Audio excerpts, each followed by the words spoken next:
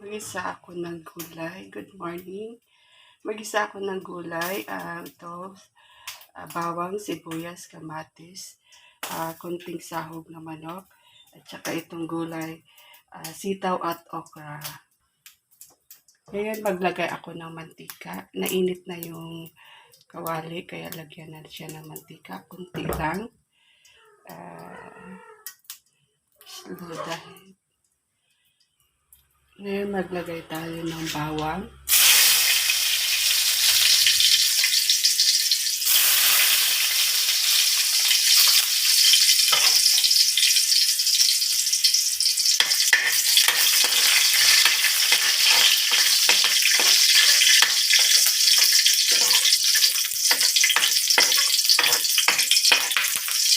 Medyo golden brown na siya. Tapos ilagay na natin yung sibuyas.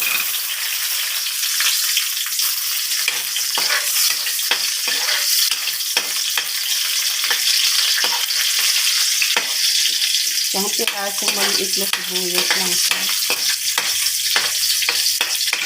Tapos, ilagay na natin yung kamatis. Isang pirasong kamatis lang din na medyo maliit. Nilalagay ko. Ang mahal kasi ng kamatis ngayon. Sobra. Kaya medyo tipid na tayo.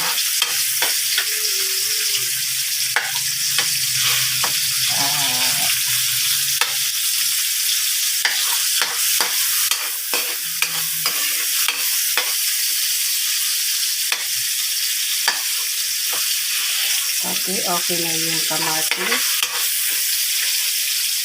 Ito naluto na siya.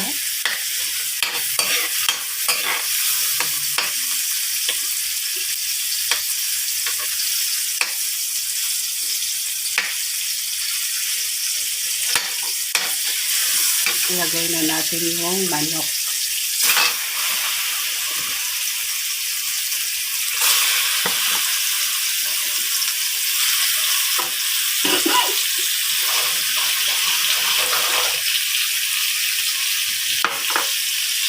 Tapos,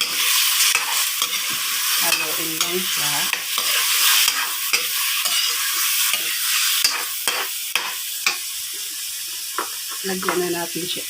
Lagyan na natin siya ng paminta.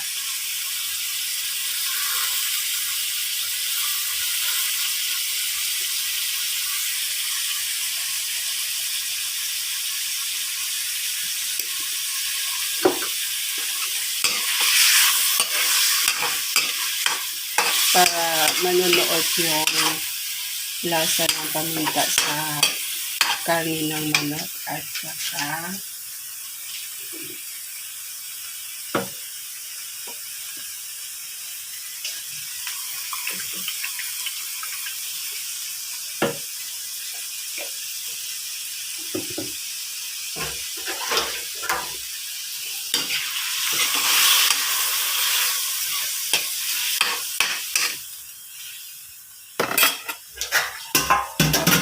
takpan muna natin siya.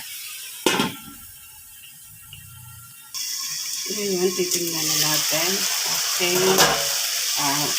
Ihalo na natin yung gulay. Itong gulay pala ay binabad ko muna sa rock salt bago ko ilagay. Para matanggal yung mga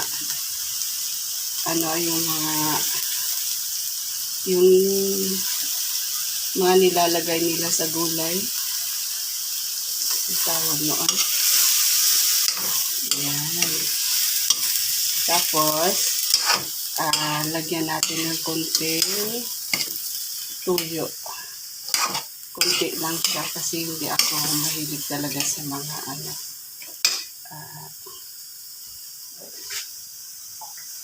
lagyan natin ng tuyo. At tuyo ginagamit ko ay Noria para less yung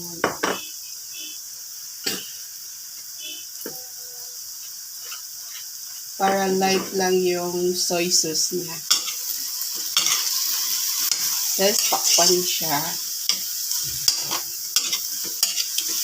Wow, yummy na. Isa to sa mga paborito ko ding gulay. Yung sitaw at saka okra. Takpan muna natin at pakuluin ulit. Wow! Ito na siya. Ang sarap na siya. Luto na siya.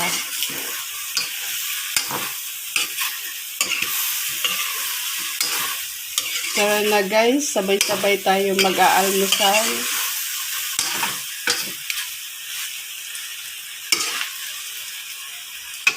Thank you for watching.